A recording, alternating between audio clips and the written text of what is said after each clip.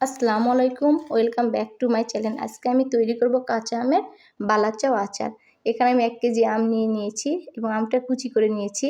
এর মধ্যে দিয়ে দিলাম 1 চামচ লবণ, 1 চামচ হলুদ গুঁড়ো, 1 চামচ মরিচ গুঁড়া এবং হাফ কাপ চিনি। সমস্ত উপকরণগুলো আমি হাতের সাহায্যে এভাবে মেখে নিচ্ছি। তো আমার মাখা হয়ে গিয়েছে। এটা 5 মিনিটের জন্য রেস্টে রেখে দিয়েছি। দেখুন পানি ঝরে গেছে অনেকটা। এরপর একটা ছাঁকনির উপরে কাপড় দিয়ে এভাবে আমি আমগুলো দিয়ে দিচ্ছি এবং হাতের সাহায্যে এইভাবে চেপে চেপে আমি পুরা রসটা বা পানিটা বের করে নেওয়ার চেষ্টা করতেছি। এইভাবে নিয়ে নিলাম। এখন আমটা দেখুন অনেকটা ঝরঝরা হয়ে গিয়েছে। এই পর্যায়ে আমি এখানে দিয়ে দিব 1 কাপ কর্নফ্লাওয়ার, হাফ কাপ ময়দা। এখানে বলে রাখা ভালো, এখানে চালের আটা দিয়েও করা যাবে। তো আপনারা চাইলে চালের আটা বা গুঁড়াটাও ব্যবহার করতে পারেন, কিন্তু কর্নফ্লাওয়ার দিয়ে করলে এটা মুচমুচে বেশি হবে। তো আমি এটা চামচের সাহায্যে এইভাবে মেখে নিচ্ছি আলতোভাবে। একটু সময় নিয়ে মাখতে হবে। আর আমি এখানে যে আমটা নিয়েছি এটা আমার 2 দিন আগের পাড়া আম গাছ থেকে। তো আপনারা যদি পারেন তো টাটকা আম দিয়ে করবেন, তাহলে আরও ভালো হবে।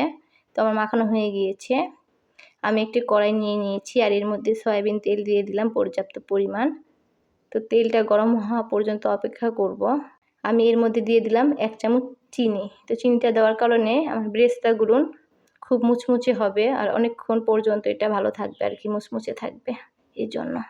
তো আমি এটা চুলার আঁচ মিডিয়াম দিয়ে আমি বেরেস্তাগুলো করে নিচ্ছি, এভাবে লাল লাল করে ভেজে নিচ্ছি। এরপর উঠায় নিচ্ছি। তো উঠায় নেওয়ার পরে এই তেলের মধ্যে আমি দিয়ে দিলাম রসুন কুচি। এখানে আমি 5 থেকে 7টা রসুন নিয়েছি। এটা এইভাবে গোল গোল করে কেটে নিয়েছি। তো এটা এইভাবে লাল লাল করে ভেজে নিয়েছি। এরপর এটা উঠায় নিচ্ছি আমি। তো আপনারা এরকম পেঁয়াজ আর রসুনটা ভেজে নেবেন ভালোভাবে। তো এই তেলের মধ্যে আমি দিয়ে দেব মেখে রাখা আমগুলো। তো আমি আমগুলো দিয়ে দিয়েছি। দেখুন আমার এটা কিন্তু একটু মনে হচ্ছে দলা পেকে গেছে, কিন্তু সমস্যা নেই। এটা তেলে দিলে এটা আস্তে আস্তে নাড়াচাড়া করলেই সুন্দর হয়ে যাবে, খুলে যাবে আর কি। তো আমি আস্তে আস্তে নাড়াচাড়া করে নিচ্ছি আর এটা এক পর্যায়ে এসে খুলে যাচ্ছে সুন্দরভাবে, সমস্যা নেই। তো এইভাবে আলতোভাবে আমি চুলা মিডিয়াম টু লোয়ে দিয়ে আমি এটা এইভাবে রান্না করে নিচ্ছি।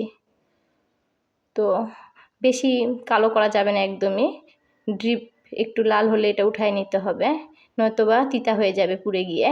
তো দেখুন আমি এইরকম করে নামাচ্ছি। তো আমার ভেজে নেওয়া হয়ে গেছে। আমি একটি বাটির মধ্যে কিছুটা সরষের তেল চুলার উপর দিয়ে দিয়েছি। তেলটা গরম হওয়াতে 1 চামচ মরিচের গুঁড়া দিয়ে দিয়েছি, চুলাটা অফ করে দিয়েছি। এই পর্যায়ে আমি এটা এইভাবে নাড়াচাড়া করে নিচ্ছি। আর এর মধ্যে আমি দিয়ে দিব ভেজে রাখা রসুন কুচি। এরপর দিয়ে দিলাম ভেজে রাখা পেঁয়াজ কুচি, মানে বেরেস্তা। আর এখানে দিয়ে দিচ্ছি আমার চাট মশলা 1 চামচ, আবার দিয়ে দিলাম হাফ চামচ।